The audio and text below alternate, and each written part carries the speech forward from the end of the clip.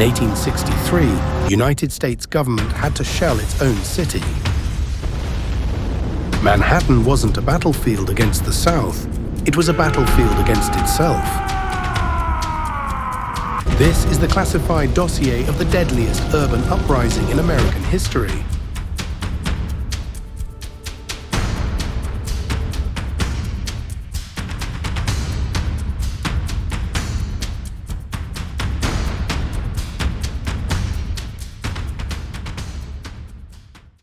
July 1863. The United States was tearing itself apart just days after the bloodiest battle in American history at Gettysburg. A different kind of war was brewing. Not on the battlefields of Pennsylvania, but on the cobblestone streets of New York City. The Union Army desperately needed men. So the government passed the Conscription Act, the first federal draft in US history. Every male citizen between 20 and 45 was entered into a lottery. But there was a catch. A fatal, enraging catch. If your name was drawn, you could buy your way out for $300. In 1863, $300 was more than an Irish immigrant laborer made in an entire year. It became the ultimate insult. A rich man's war, but a poor man's fight. The working class of New York, living in squalid slums, realized they were being sent to the slaughterhouse while the wealthy watched from their Fifth Avenue mansions. The powder keg was full. It just needed a spark. That spark ignited on the morning of July 13th. At the draft office on 3rd Avenue and 47th Street, the lottery wheel began to spin. Outside, a furious mob of thousands had gathered. Armed with clubs, paving stones, and raw hatred, they didn't just protest, they attacked. They smashed the lottery wheels. They set the building ablaze. When the fire chief arrived, the mob destroyed his wagons.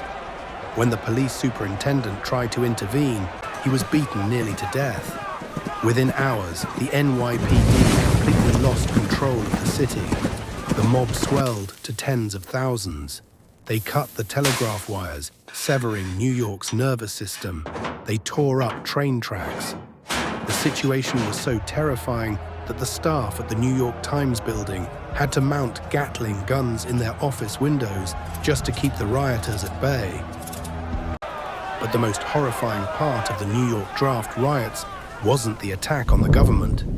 As the anarchy deepened, the mob's anger mutated. The Irish laborers feared that if they went to war, newly emancipated black slaves would take their low-paying jobs. Draft resistance morphed into pure, unchecked racial terror. The mob began hunting African Americans through the streets. They lynched at least 11 black men from lampposts. In an act of unimaginable cruelty, they marched on the Colored Orphan Asylum on 5th Avenue, a building housing over 200 black children. The mob looted the building and burned it to the ground. Miraculously, the children escaped out the back doors just in time. For 4 days, Manhattan was not a city, it was a slaughterhouse.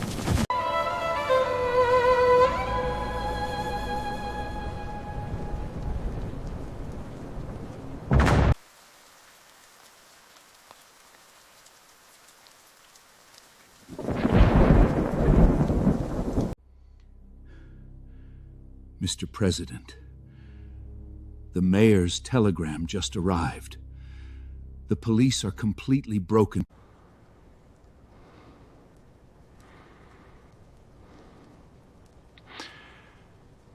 And Meade's army, after Gettysburg, exhausted, bleeding. We need every available man. Sir, if we divert the army to New York now, Lee escapes.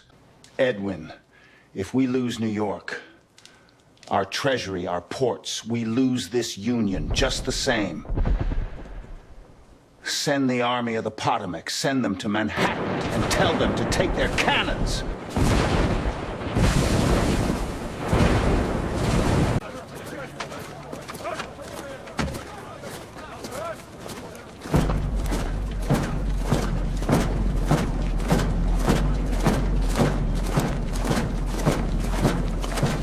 4,000 to 6,000 battle-hardened soldiers arrived in Manhattan. They brought howitzers and cannons into the streets. When the mob refused to disperse, the military fired. Artillery shells tore through the avenues. By July 16th, the riots were crushed under the weight of federal lead and iron.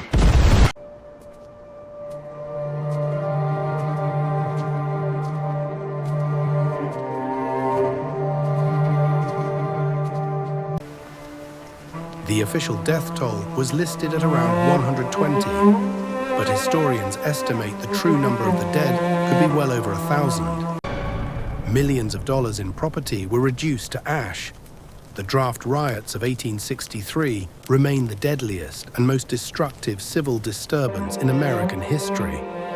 It's a brutal reminder of what happens when class rage, racial hatred, and desperation collide. Next time you walk down 3rd Avenue, remember the ashes buried beneath the pavement. Subscribe to Unseal more classified history